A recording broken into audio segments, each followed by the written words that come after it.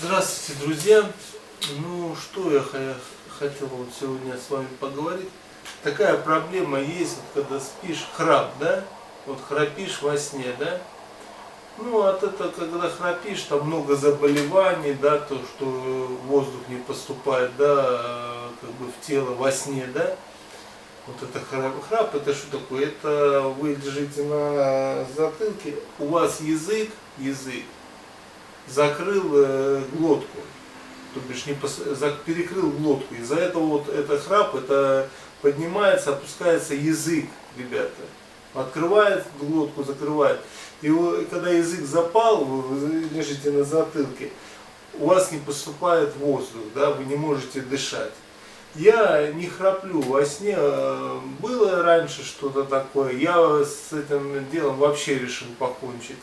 Потому что я стал спать на боку. Вот, наука. Я приучил себя спать на боку. Когда я ложусь спать, я на затылок не ложусь. Всегда ложусь на бок ложу голову. И у меня, то есть, язык, он как бы выпрямлен,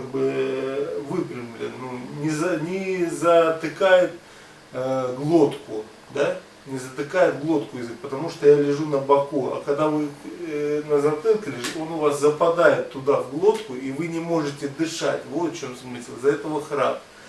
Я себя уже давно отучил от этого храпа. Мне просто тоже думаю, как спишь и воздуха нету, да, там, вроде бы вырубился, а дышать нечем.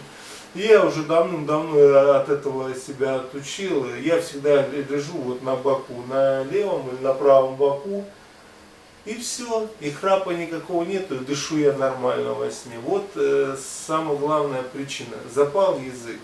Все. Как лечить? Приучить себя спать на боку, и храпа не будет. Смотрите видео.